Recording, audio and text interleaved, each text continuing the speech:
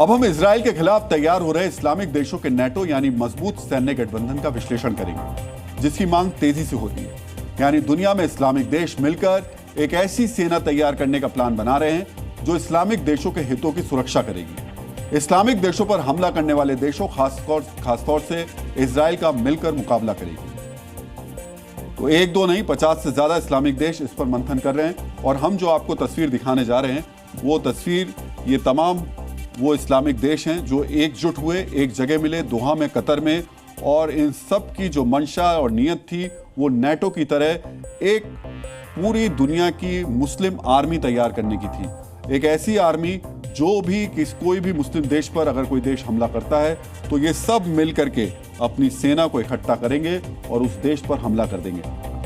आगे आपको बताएंगे ये पूरी की पूरी योजना क्यों तैयार की जा रही है। लेकिन तस्वीरों में आप देख सकते हैं सऊदी अरब है, यूएई, तुर्की, इजिप्ट, कतर और पाकिस्तान जैसे जो देश हैं वो सब के सब इसमें शामिल रहे और इनके राष्ट्राध्यक्ष वहां सब पहुंचे हुए थे। इस समिट में 50 से ज्यादा मुस्लिम देशों के राष्ट्राध्यक्ष शामिल हुए जो इजराइल पर कतर के हमले के बाद नाराज हैं और मिलकर इस बात की योजना तैयार कर रहे हैं कि इजराइल को जवाब कैसे दिया जाए। इसके लिए एक इस्लामिक सेना तैयार करने का विचार सामने आ चुका है।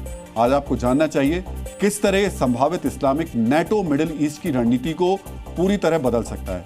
क्यों कहा जा रहा है इसका असर सिर्फ इजराइल पर नहीं, उसके सहयोगी अमेरिका पर भी पड़ेगा।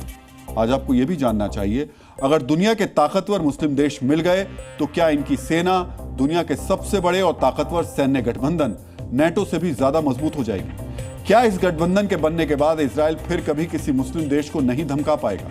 और क्या यह इस्लामिक नेटो मिडिल ईस्ट में इजराइल का दबदबा हमेशा हमेशा के लिए खत्म कर सकता है?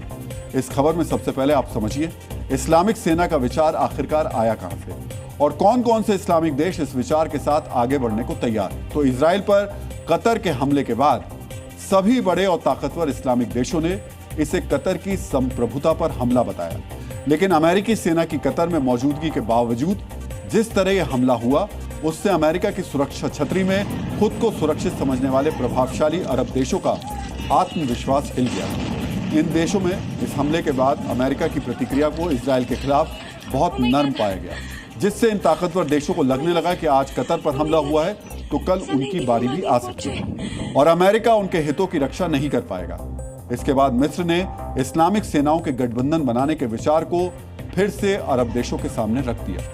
यानी जिस मिस्र के पास अरब देशों में सबसे बड़ी सेना है वो ही इस्लामिक सेना के निर्माण में बड़ी भूमिका निभा रही है।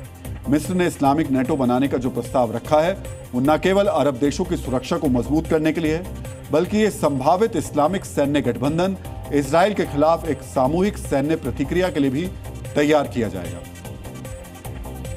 यानी इजराइल इस गठबंधन में शामिल किसी भी देश पर हमला करेगा तो पूरी इस्लामिक नेटो मिलकर के जवाब देगा। ये ठीक वैसे ही होगा जैसे किसी नेटो देश के खिलाफ युद्ध छेड़ने पर सभी नेटो देश मिलकर जवाब देने के नियम से बंध हैं। नेटो यानी North Atlantic Treaty Organisation Soviet संघ के खिलाफ तैयार किया गया था। लेकिन इस्लामिक नेटो या इस्लामिक सेना का निशाना इजराइल होगा। अब आपके दिमाग में सवाल आ रहा होगा कि इस्लामिक नेटो या फिर ये जो मुस्लिम आरपी है इसमें कितने मुस्लिम देश शामिल होंगे, ये कितना ताकतवर होगा? क्या इसमें पाकिस्तान और तुर्की जैसे देश भी शामिल होंगे या फिर ये सिर्फ अरब देशों की सेना होगी? तो हम आपको एक एक करके इन सारे सवालों का जवाब देने वाले हैं, इसलिए इस पूरे विश्लेषण को आप बहुत ध्यान से देखते रहिए। मिस्र के प्रस्ताव के मुताबिक ये सैन्य गठबंधन उन अरब देशों का नेटो होगा जिनसे इजराइल का सीधा विवाद होता रहता है। मिस्र की प्रस्तावित नई इस्लामिक सेना को अरब यूनिफाइड आर्मी के नाम से जाना जा सकता है। मिस्र जिसके पास अरब देशों में सबसे बड़ी सेना है वो ही इस आर्मी के कमांडर इन चीफ की भूमिका निभाएगा। मिस्र ने पहले ही 20,000 सैनिकों को इस फोर्स में शामिल करने की बात की। इसके अलावा सऊदी अरब, कतर, यूएई और कुवैत जैसे दूसरे खाड़ी देशों को भी अरब यूनिफाइड आर्मी में अहम स्थान मिलेगा। मिस्र के प्रस्तावित अरब नेटो में सऊदी अरब या किसी दूसरे खाड़ी देश को इसका उप प्रमुख बनाया जाएगा। इसके अलावा मोरक्को और अल्जीरिया जैसे देशों को भी इस योजना में शामिल किया जा सकता है। ये सभी देश मिलकर एक इंटीग्रेटेड कमांड बनाएंगे जिसमें सभी देशों की आर्मी, नेवी, एयरफोर्स और एयर डिफेंस सिस्टम शामिल होगा। इसमें मिस्र की सबसे बड़ी सेना के साथ साथ खाड़ी देशों के अत्याधुनिक हथियार भी शामिल होंगे। और जैसे ही इजराइल किसी अरब देश पर हमला करेगा वैसे ही ये इंटीग्रेटेड कमांड एक्टिवेट हो जाएगा और इजराइल के हमले का जवाब दिया जाएगा। यानी अरब यूनिफाइड आर्मी को नेटो की तरह एक मजबूत प्रतिक्रिया क्षमता और सामूहिक सुरक्षा गारंटी के रूप में तैयार किया जा सकता है। मिस्र द्वारा प्रस्तावित अरब यूनिफाइड आर्मी में अब तक पाकिस्तान और तुर्की जैसे देशों को शामिल करने की योजना सामने नहीं आई, लेकिन पाकिस्तान भी इजराइल के खिलाफ इस्लामिक गठबंधन बनाने के लिए बेचैन है। आज आपको दोहा में आपातकालीन अरब इस्लामिक शिखर सम्मेलन से ठीक एक दिन पहले हुई इस्लामिक देशों की मंत्री स्तर बैठक में पेश किए गए पाकिस्तान के प्रस्ताव के बारे में भी जानना चाहिए, जिसमें उसने इजराइल के खिलाफ खूब जहर उगला। पाकिस्तान के विदेश मंत्री इसहाक डार ने इजराइल के खिलाफ 7 सूत्रीय प्रस्ताव पेश किया, जिसमें कहा गया है युद्ध अपराधों के लिए इजराइल को जवाबदेह ठहराया जाए।